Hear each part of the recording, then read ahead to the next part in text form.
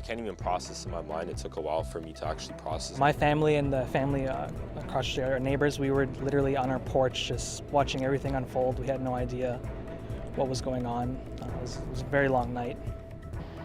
2 days later, and we still don't know how or why 2 young boys died, allegedly at the hands of their own father.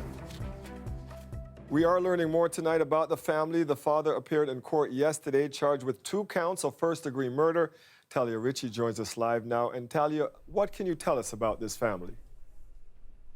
Well, Dwight, we know that the father worked at a print shop downtown Toronto. We stopped by there today, and some of his coworkers still looked visibly shocked. They told us that he was a kind, warm guy, and they're in disbelief that this happened.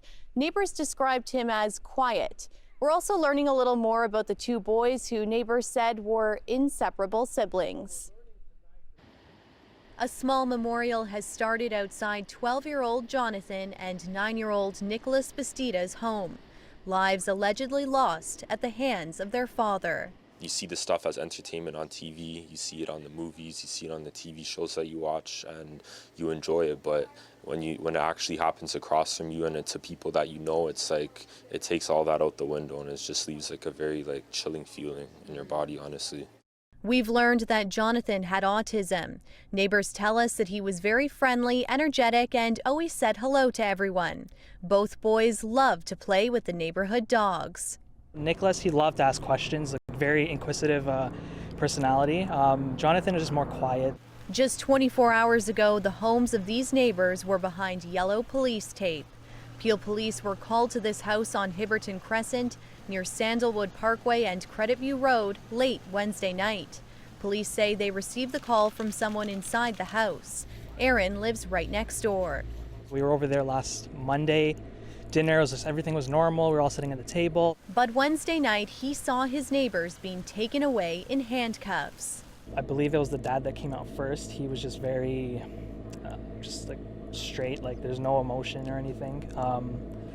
The mom, when she came out, she looked over to us. She was in tears. It was very, she couldn't move. 52-year-old Edwin Bastidas has been charged with 2 counts of first-degree murder.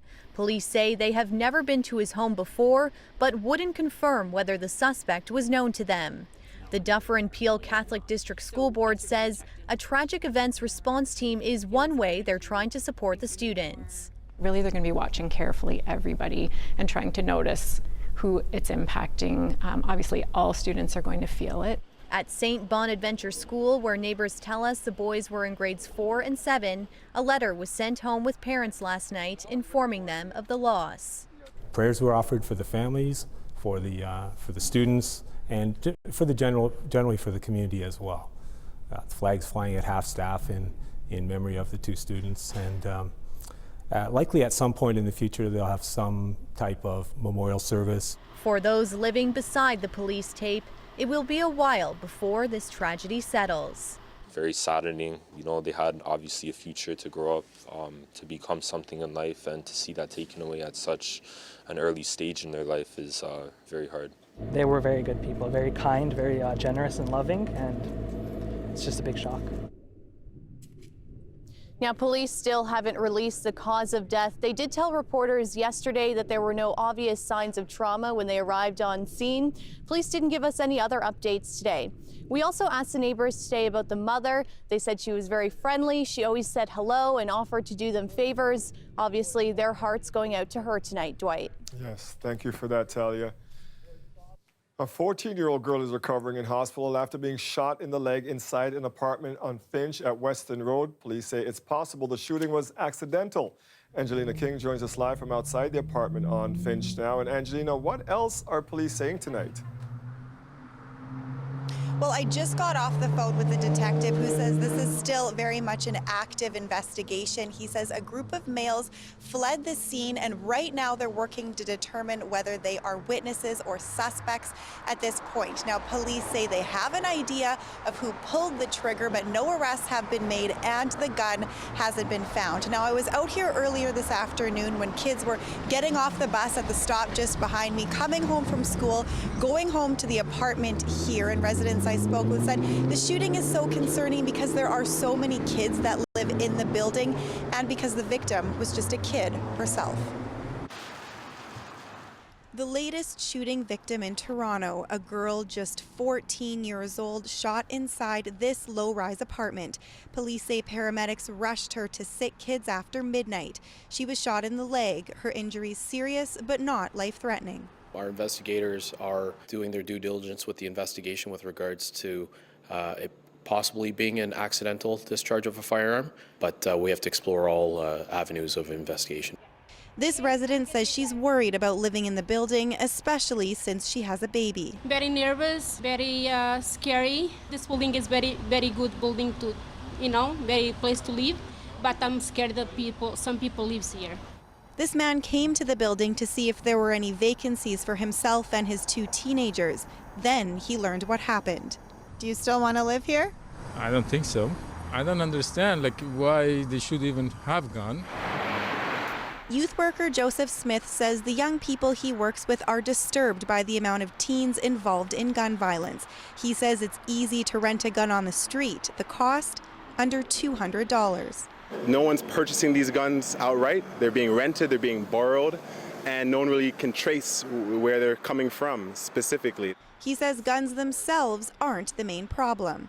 What they see to be the issue is issues with class and race and things that kind of beleaguer them on a regular basis in their communities on a daily basis and contribute to them wanting to take violent actions against other people or just act complacently and kind of brazenly in moments, just kind of like outbursts. Last week, 5 teens were shot and injured in an apartment building about 10 kilometers from this most recent shooting. Today, police announced the arrest of a 21-year-old man. On Monday, they arrested a 20-year-old. Detectives are still looking for a third man. We have to recognize that there are so many things that happen prior to someone actually pulling a trigger, and we're going to have to tackle the deeper rooted issues.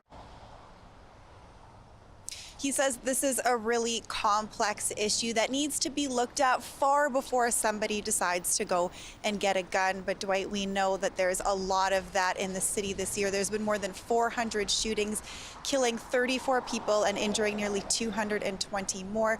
And Dwight, those are record-setting numbers. Yes, they are. Thank you, Angelina. Police have identified the 20-year-old victim in the fatal shooting near Jane and Lawrence yesterday. It happened outside of a bar around 1:30 a.m. Police found Magene Idris in the area with gunshot wounds. He later died on scene. A second man was also injured. He was taken to hospital with life-threatening injuries. Devontae Miller expressing relief as he finished his testimony at the trial of an off-duty Toronto police officer and his brother accused of beating him, then trying to cover it up. Lorena Redekop spoke with Miller as they left the courthouse today. Devontae Miller back for a third day of testifying, initially saving his words for cross-examination. I was told not to really speak on what's going on. Inside the courtroom, defense lawyer Michael Lacey once again suggested Miller was stealing from the Terrio's truck, and that's why they were chasing him. Miller denied that. Evidence photos show the vehicle still had items in the console. Lacey questioned the extent of Miller's injuries. Initially, his family reported he risked losing sight to the other eye as well.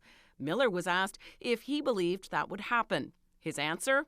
I didn't believe that. I was trying to be positive about that. The doctors believed that. For a third day, Miller repeated what he says happened that night. Christian Theriault putting him into a headlock, punch to the body, with Michael Theriault, an off-duty Toronto police officer, hitting him with a metal pipe. His left eye essentially burst from the inside. He also suffered a broken nose and jaw. Another attempt to damage Miller's credibility, a surveillance video from last year at a convenience store where a worker said Miller was threatening towards him. Miller said it happened after he went in to use the bathroom to put drops in his eyes. The employee kicked him out for not buying anything. The defense saying it showed him making a shooting motion through the window with his fingers. Miller's response, I don't even make those type of gestures to the people that beat up my eye. He says he and his friend were talking about a recent shooting at the time. And as he left, the cross-examination over. I feel like I can breathe a little bit better, you know? That's pretty much it. I feel a little bit better. I'm about to enjoy myself a little bit more. knowing I don't have to come back there. As for being in the same room as the two accused, I didn't let it bother me as much as people might think. was it hard to look at them though, or what was that like? I didn't. Next Tuesday, the defense will begin laying out its case. We still don't know whether either of the Theriault brothers will testify. Lorenda Redicop, CBC News, Oshawa. William Cummins has been convicted of first-degree murder and assault in the killing of Zach Nuruddin. Nuruddin was a 25-year-old aspiring music journalist from Ottawa. He was attacked by Cummins and two other men outside a Toronto restaurant near Yonge and Davisville almost 4 years ago. The other men accused in the killing were previously convicted of lesser charges. A first-degree murder conviction carries an automatic life sentence with no possibility of parole for 25 years. Cummins will be back in court next week. I woke up a few minutes later and not because of the fire alarm, but the actual flames in front of my face. I'm Greg Ross. A number of residents have been forced from their homes as a result of the fire. We'll have details coming up.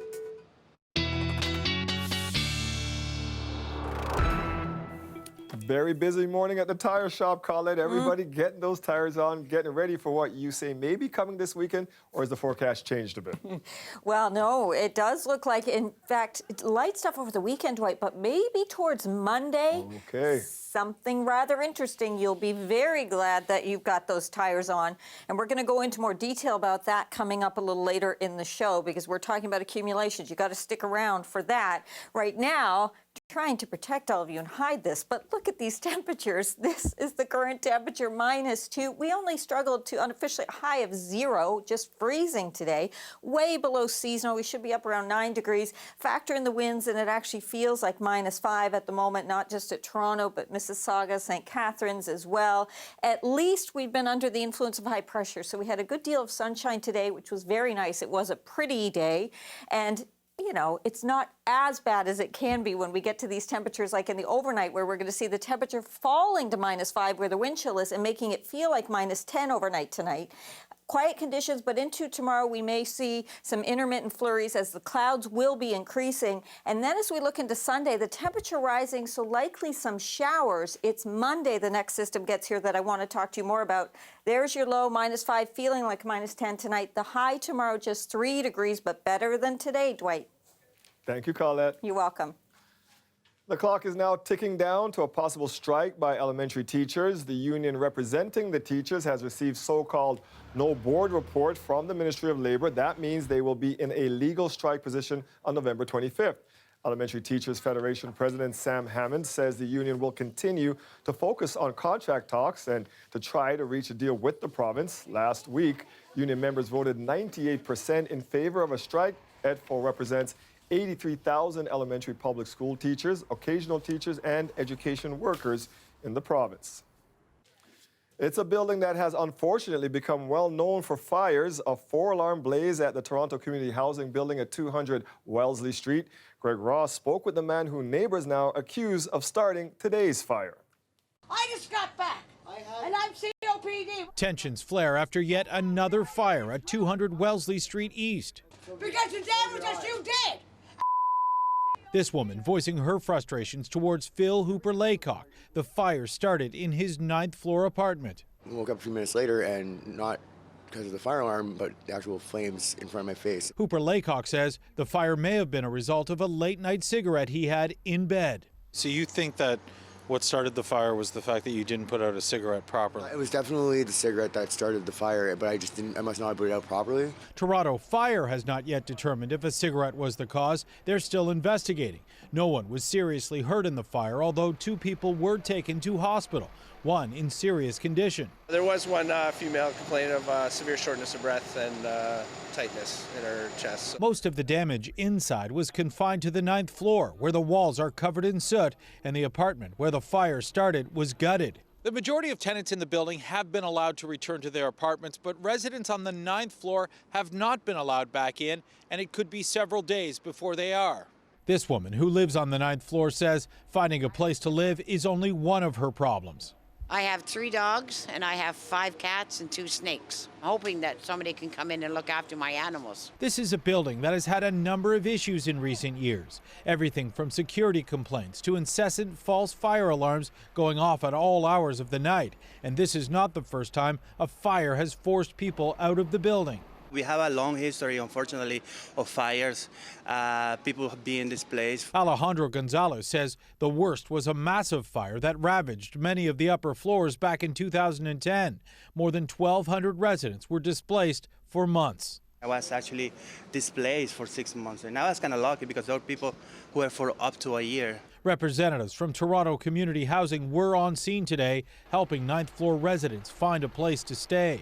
Greg Ross, CBC News, Toronto. A train carrying poisonous chemicals and gases is burning in the Toronto suburb of Mississauga. The train derailed and exploded late last night. As many as 40 years ago this Sunday, a train derailment in Mississauga forced 240,000 people from their homes. Coming up, we'll bring you to a museum that's highlighting what's known as the Mississauga Miracle. Stay with us. We'll be right back. The weather update is brought to you by Train, the most reliable heating and cooling brand. It's hard to stop a train.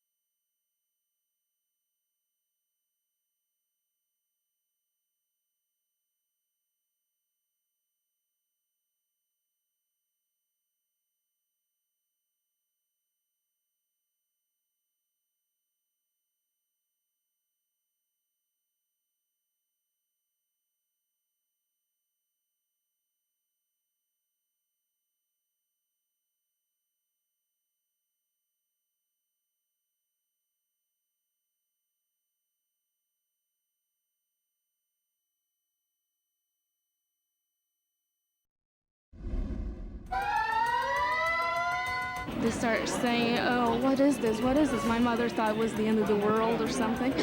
and I just thought it was some bombs. We hear this rumble, and then after we look out the window, and a big explosion came, and everybody went outside, and you could feel all the heat. Sunday is the 40th anniversary of the so-called Mississauga miracle, when a freight train derailed and rocked the city with a series of explosions. No one died, but 2/3 of the city's population were forced from their homes. Now, a new exhibit revisiting a time many longtime and former Mississauga residents will never forget. Mike Wise happens to be one of those former Mississauga residents. And Mike, you lived through this. I actually did. I was just a child at the time. I was in grade 3 at Mary Fick's School, Dwight. My family had just moved to Mississauga from Burlington when this happened. Now, for almost a week, it turned our lives upside down. We were forced from our home. We had to move in with friends. But everything worked out. And with the passage of time, the curators behind a new exhibit are finding there's no shortage of citizens wanting to remember the nostalgia for the moment. Here is a special news report. A train carrying poisonous chemicals and gases is burning in the Toronto suburb of Mississauga. As ambulances arrived and departed, officials kept a close eye on a cloud of deadly chlorine gas rising from the site of the accident and moving toward the hospital with every shift of the wind. It's a night those who lived through won't forget. A fireball ripping through the suburban sky, visible 100 kilometers away. It certainly caught the attention of people attending Marie Lusinger-Busick's wedding reception. The worst thing happened is our guests leaving and finding that there's a red sky in Mississauga. Oh, what was going on over there? There's something, something is going on. She and her husband weren't even aware there was a train derailment on her wedding day until many of her guests showed up at a luncheon the next day after spending the night at an evacuation center. Some of these ladies were still in the same gowns and evening shoes and blaming us for the disaster that happened because they had no chance to go and change, but at least they get a warm meal. Her story is just one of many collected by museum curators in Mississauga as part of an exhibit showcasing artwork and memorabilia inspired by that fateful night. Because too, no one was really hurt. I think then you look back now and you have like a good feeling about it, the nostalgia, and we all came together and it was a success and we were put out of our home. I remember this, but it wasn't like a big tragedy. That is why it's known as the Mississauga Miracle. Just before midnight, November 10th, 1979, a CP train carrying a number of dangerous chemicals derailed at Mavis Road. Several propane tanker cars exploded, rocking the immediate area. In the first 2 hours following the explosion, officials evacuated nearby neighborhoods. By 4 a.m., the area expanded again. More residents woken in the middle of the night. Many people heading to Square One, a makeshift evacuation center, still in their pajamas. By daylight, officials realized there was a potentially catastrophic danger lurking under those burning cars. A tanker car filled with deadly chlorine gas. Be prepared for a possible evacuation later on this evening.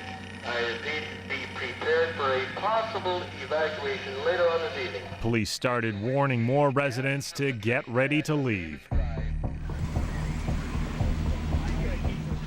With a cloud of smoke in the distance, ambulances started transferring patients out of Mississauga General Hospital or discharging them altogether. By 12:30, the evacuation zone expanded again, both the hospital and Square One being emptied. By 3:30, a good stretch of the city was told to leave. By midnight, just over 24 hours since the explosion, the evacuation order covered 240,000 people, stretching from the east end of Oakville to the west end of Etobicoke. Half an hour later, Mayor Hazel McCallion declared the city closed for business. I want the people to have up-to-date, factual information. No rumors, please. I don't know of any other thing that happened during my 36 years that was as serious and as demanding and as stressful as the Mississauga derailment. Mississauga was a ghost town, yet there were no reports of looting. Crews eventually managed to put out the fire, then repaired the tanker cars, removing the risk of the deadly chlorine gas escaping. After several days, residents who'd been living with friends or in makeshift shelters were told it was safe to go home. What's the first thing you're going to do when you get home? Make sure the water's hot. Have a shower. Take a bath? Yes. Get a bath. Well, wasn't this a holiday? Are you kidding? Everything looks great. We didn't get looted. That's good. This year's exhibit tries to capture that sense of returning to find hungry pets or dying plants. The evacuation created a shared experience for those who went through it, even an identity. Been there, got the T-shirt. I remember the T-shirts. It must have been Christmas 1979. These were a hot item at Square One. The exhibit's curator says even though it was a deadly serious few days, it's okay to look back on them now with fondness. Because of the positive outcome of it, becomes a positive memory, right? So it was an adventure. It was fun. It was, you know, the people now that we talk to that are in their 40s and 50s were children then. And it has largely been recounted as a fun adventure. That's what I remember. My fun adventure was once I relocated to Oakville, then into Burlington. I went back to my old elementary school, reunited with old friends. Lucinda Busick looks back at the experience and says she doesn't mind that her big day is now forever linked with the big explosion. Most of our friends or relatives that they were at the wedding, or they said, for your wedding anniversary, it's so easy to remember. You just turn on radio or TV, and there you are. It's a disaster, but we are thinking about your derail, Mississauga derail, but we actually think about, okay, oops, it's their wedding anniversary. Let's call them or send card or whatever, yeah. And she'll be one of the people taking part in a reception hosted by Heritage Mississauga this Sunday, her 40th wedding anniversary and the 40th anniversary of this disaster. People coming together to share their stories. That's a Sunday afternoon at the Grange on Dundas Street. Dwight? I'm sure a lot of people will be taking that walk down memory lane. Thanks for taking us on it tonight. Thank you, Mike. Thank you. I find it a little bit disturbing to see this banner up there alongside a local 23-year-old who was killed serving the country in Afghanistan. They are banners for war veterans, but one of them features a local counselor who has never served in a war. We'll have that story coming up a little later in the show.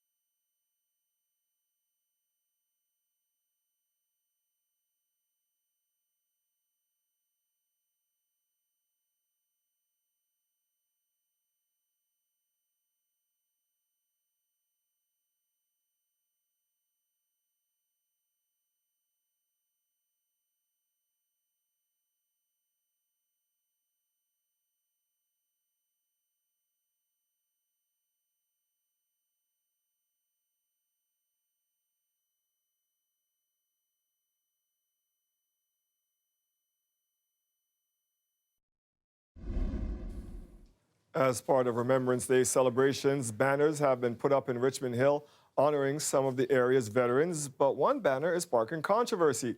It's of a local counselor who never served abroad. Nellie Nanowski has the details.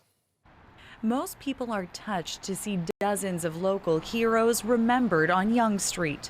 Our liberties, freedom has been granted with the life and death and the sacrifice of those men and women. There are banners for those who have served in the world wars and Afghanistan. But this photo of Richmond Hill councillor Greg Biros has some unsure of the Remembrance Day gesture. I don't know what to say about that. He does good things for the cadets and like the young kids, and he teaches them. Biros has never served overseas. He joined the Air Force in 2016 and is currently a reservist. Seeing his photos with the words "Lest we forget" was troubling for Joel Clements. We associate Remembrance Day with people who have died fighting for our country, or are veterans of combat or wartime service, right? So yeah, I find it a little bit disturbing to see this banner up there alongside a local 23-year-old who was killed serving the country in Afghanistan. Veterans Affairs Canada defines a veteran as any former member of the Canadian Armed Forces who successfully underwent basic training and is honorably discharged. The Royal Canadian Legion put up the banners. Unlike Veterans Affairs, its definition of a veteran includes those currently serving. His family chose to honor the fact that he is serving. That banner meets the Royal Canadian Legion's definition. I'm grateful for those that are currently actively working. The Legion is trying to educate the public on the ever-changing face of a veteran. If someone wants to make a change to that bylaw, they create a resolution, and the delegates at Dominion Convention make that decision. Clements isn't sure if he wants to put forth a resolution just yet, but he does want to sit down with the Legion in the new year and discuss why their definition of veteran is different. Natalie Nanowski, CBC News, Richmond Hill. Just ahead of Remembrance Day, the Ontario government has released design plans for an upcoming memorial at Queen's Park to honor veterans who served in Afghanistan. I truly believe that the design will touch every veteran who served in Afghanistan, as well as the families of those veterans and the families of our fallen. Retired General Rick Hilliard chaired the consultation panel on the memorial. It will be located on the south lawn of Queen's Park near the existing Ontario Veterans Memorial. It will feature a stone from the Inukshuk created by Canadian soldiers at Kandahar Airfield. Construction is expected to be completed by the fall of 2020. 158 Canadian soldiers died during the war in Afghanistan. It looked almost like a battery, and there were wires that were running up inside me. A disturbing discovery months after surgery. We'll tell you about a BC mother's ordeal and the growing problem in Canadian hospitals coming up a little later. The tow truck driver killed in a fatal crash north of Whitby yesterday has been identified. When 56-year-old Beverly Todd Burgess from Oshawa was hit while helping a stranded motorist, it happened on Highway 12 north of Scugog Line 2. Police are reminding drivers to slow down when you see a tow truck or emergency vehicle. Road violence has driven a wedge between pedestrians and motorists, but a week-long road safety campaign is focusing on changing that, and today we were able to get on board to learn a bit more. The unit itself, of course, is equipped with heated power mirrors, including a heated convex mirror, and we use the wide view fender mirrors on our trucks left and right, which allows us to see probably one of the most critical areas for motorists. When you have a vehicle down in this area on the left or right side of the truck, it would be hard for the driver to see it, especially on the right-hand side of the truck. The main focus of the campaign is recognizing the challenges for vulnerable road users, pedestrians specifically, but today is about creating conversations. The average person never gets to sit in the front of one of these big trucks.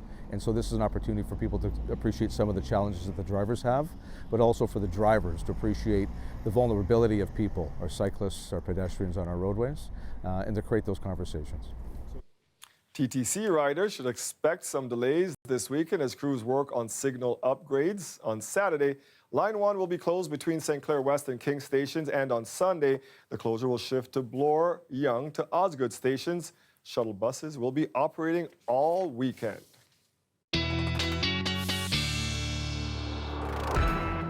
And we might be a little chilly outside waiting for those buses, Colette.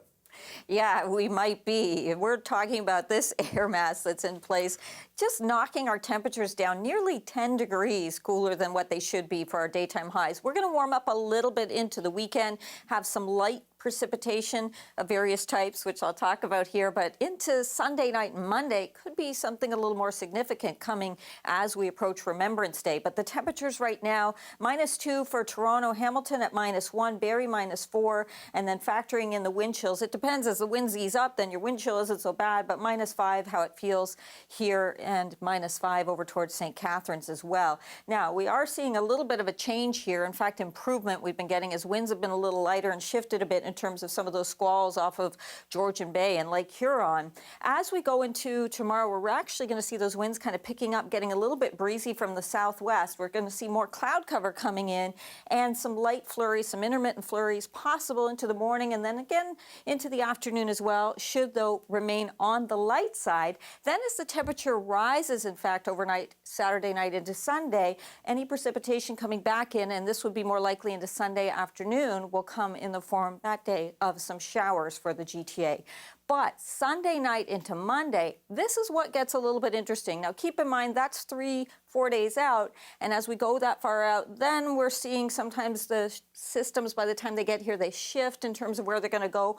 But I do want to just show you, this is one model projection in terms of taking this from Monday, 6 a.m., and letting it run through into the overnight Monday into Tuesday, possible snowfall accumulation. So that's accumulating snow on Monday. Be watching for that carefully. I want you to be mindful over the weekend of the forecast towards Monday, especially if you have some services or ceremonies you're planning to head to for Remembrance Day. All right, overnight tonight, -5, feeling closer to -10 in that range. And then tomorrow, hey, it's warmer than today, 3 to 4 degrees with some intermittent flurries. Warmer Sunday, that's why it's showers. But an interesting week next week as cold air comes back in for the beginning of the week, Dwight. Thank you, Colette. You're welcome. As we reported yesterday, the Canadian Institute for Health released a study indicating that more than 550 sponges, medical instruments, and other objects were left inside surgical patients between 2016 and 2018. That is 14% more than the number cited in the previous report. Those stats are described as troubling and, for one BC woman, very personal. Rosa Marcatelli has her story. When Laura Jokinen went into labor last year, the medical team attached a fetal scalp electrode to the baby's head while in the womb to monitor his heartbeat. Part of the monitor was removed from the baby after the C-section. The rest was left inside the mum, stuck inside Jokinen for more than 2 months until it suddenly and painfully discharged itself. It was at that point that I reached down and felt a metal device protruding out of my vagina. I can't believe I have to say that, but that's what happened. It looked almost like a battery, and there were wires that were running up inside me. So I was afraid to remove it because I wasn't sure if it was attached to my insides. That was the beginning of a frustrating battle with Vancouver Island Health Authority for answers. Why did it happen? What was the device made of? And could it or had it caused health problems for her or her son? At that point, he was, 2 months old and I was breastfeeding. So I was really concerned about what risks it posed to his health as a nursing infant. The health authority apologized but couldn't conclusively tell her if the device was safe, saying it was tested for less than 24-hour use. According to a new international report that compares healthcare systems in developed countries, Canada has the highest rate of foreign bodies. We're talking sponges, needles, clamps, even scissors left inside patients during surgery or a procedure. That's 10 out of every 100,000 patients. The next highest is Sweden at 8, followed by the Netherlands with a rate of 4. New numbers as well by the Canadian Institute for Health Information. It found in the past 2 years, 553 foreign bodies have been left inside Canadian patients. There are checks and balances that should happen. There's enough preventative measures that should be in place that these things should not happen. Jokinen was surprised to hear those numbers. That points at a systematic flaw in our healthcare system. She's still watching and worrying about the possible health impacts of the medical mistake. Rosa Marcatelli, CBC News, Calgary. As the weather gets colder, Toronto Public Health is trying to get the word out about getting the flu shot, launching their fall flu vaccine clinic. What's important to note is that we do have a high-dose version available for seniors that offers them better protection, but otherwise we do have protection against 4 strains in the standard vaccine that's being offered this year. Got to get my shot. This is the first of 4 clinics they will be offering this year. Clinics will be held until November 15th. The flu vaccine is free at doctors' offices and local pharmacies. Stats Canada says the country's unemployment rate held steady last month at 5.5%. Overall, about 1,800 jobs were lost in October, but Canada's manufacturing sector lost 23,000 jobs, with the most of those coming in Ontario. Ontario's Economic Development Minister Vic Fedeli said today the province has created more than 250,000 jobs since June of 2018. As we head to break, here's a look at where the markets closed today. Stay with us. We will be right back.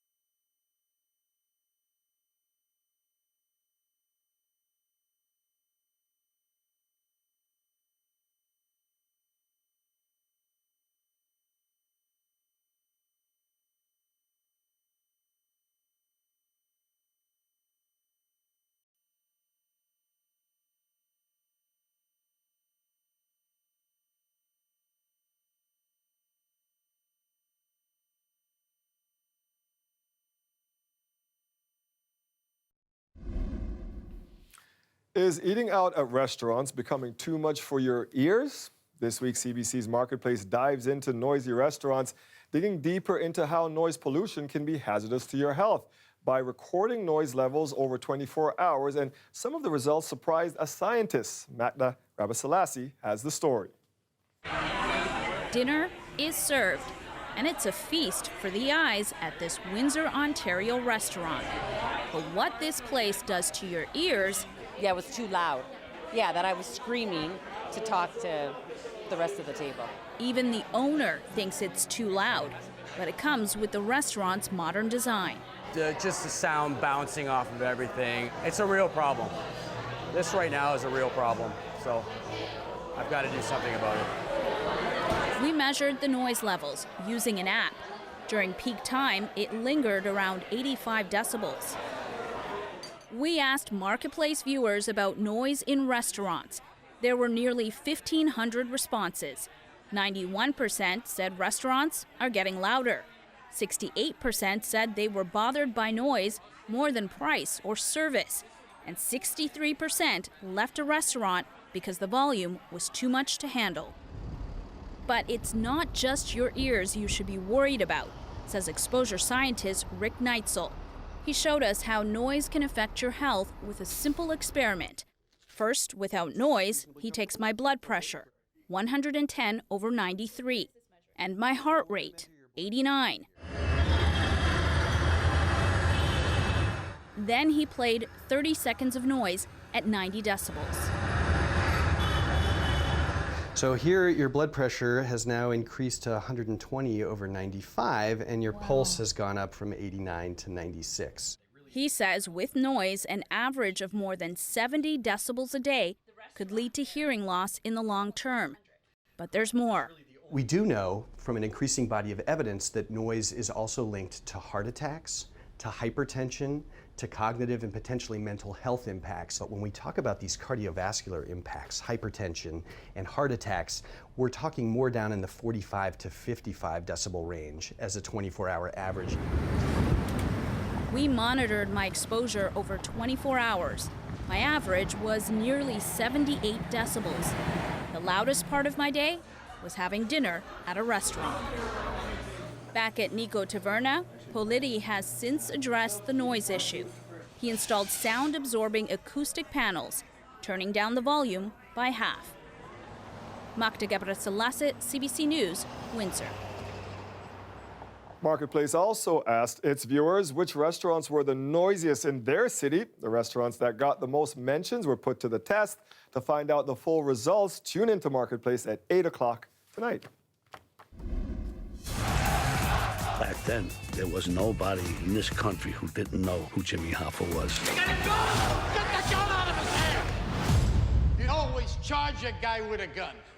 With a knife, you run away. So you charge with a gun, with a knife, you run. Martin Scorsese is back with another epic crime saga. Is it worth the trip to the theater? Coming up a little later, Eli joins us for his take. Stay with us. What else you say?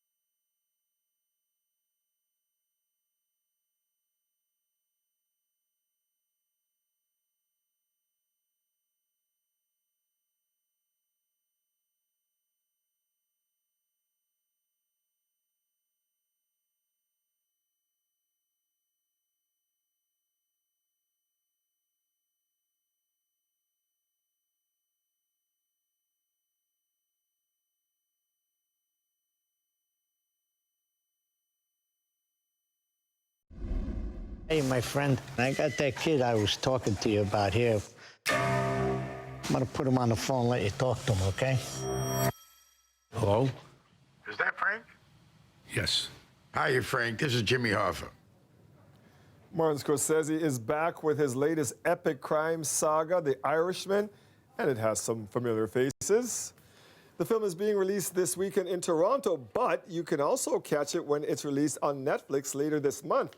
Eli Glasner joins us now to share his thoughts on all of this. So, Eli, where do we start? Opening shot of this film right away. You know this is a Scorsese pick. You've got one of those long dolly shots with the camera craning, and actually in a nursing home. Go around the corner, we see De Niro playing Frank Sheeran at the end of his life, slumped in a wheelchair. But then, listening to the 1950s pop song, we flash back, we're in the 1950s, and that is where we see, there he is, Frank in his prime, this brute who was a war vet from World War II, a father, a truck driver with the Teamsters, now working in Philly, trying to get ahead. You see him shaking hands, trying to impress the right guys in the restaurant. Some things go boom, some things fall off his truck, and so gets in trouble, called to a meeting with the lawyer of the Teamsters, and this is a test. Does he know the score? What to say? Let's listen in. You ever show up late? No. Do you have any moving violations? No. Do you drink on the job? No. You ever hit anybody? On a job? Yeah. I don't think so. All right, then. We don't have nothing to worry about. Ray Romano there, and you can see, I mean, he did all those things and worse, but he knows how to play it, right? He knows what to say. So there you go, starts impressing the right people, rising a little higher, gets into the attention of Russell, it's actually Russell Buffalino, the head of the Buffalino crime family, played by Joe Pesci. Pesci and Scorsese are back. Now, Pesci's a little older, a little quieter, maybe even a little shorter, but he's kind of a giant. This is an important guy, and he sees something in Frank. They break bread together. Frank speaks a little Italian. He impresses him, and so then Russell sets up a call with the big guy, a rock star in their world, the head of the Teamsters, Jimmy Hoffa, as played by Al Pacino. Let's listen in on that phone call.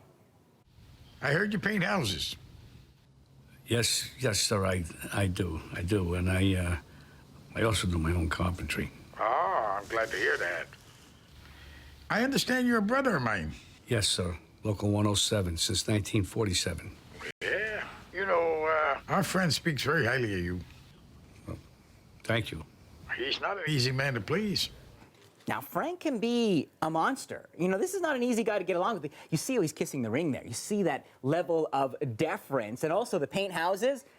The only color he paints in is red. That's an expression about, you know, when Frank the hitman pays you a visit, he leaves a spray on the wall where you used to stand. So he is a very busy house painter, and he's rising. Okay. This does sound all kind of familiar, especially for Scorsese. So what separates this from his other movies? The scope, the time, the ambition. 3.5 hours, a half a century of storytelling to play with. So Scorsese can show us how these relationships develop, how you build that trust, and how it falls apart. Now, the challenge of that, how do you show De Niro at the age of 76 as a young man? Well, this is where we get into that digital de-aging thing that's becoming all the rage. And when you see the younger De Niro, hey, and it's good.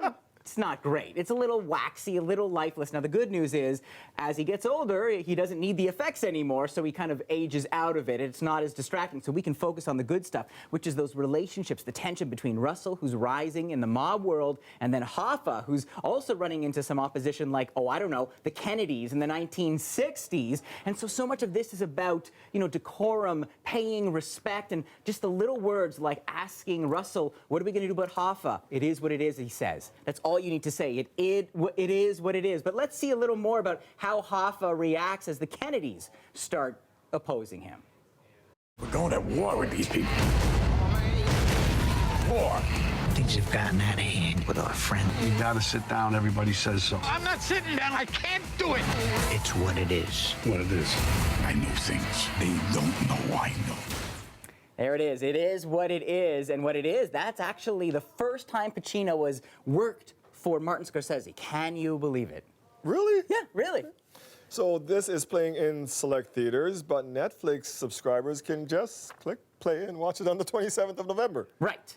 So why should we go see it on the big screen? Other than the fact that it looks glorious, other than the fact that you can soak in the cinematography and the beautiful editing and music, in the last half hour of this film, it transmutes into something more powerful, becomes a requiem, it becomes a man of violence looking back at the damage he has done. This is Martin Scorsese. You're looking at the director here. This is someone who was an altar boy, who made movies like Silence and Last Temptation of Christ, who is taking these glamorous gangsters and forcing them to atone, to come to terms with what they've done, with the damage that they have wrought. And I don't know if it would feel that powerful if I hadn't spent those 3 hours in that dark box, listening to those lives, spending time with Pesci, spending time with De Niro, hearing the compromises and the challenges and the promises made along the way. That is what makes this a cinematic masterpiece, except for the digital de-aging, which is why it gets 4.5 stars. 4.5, Eli? Yes. Worth the look then, folks. Thank you, sir. You're welcome.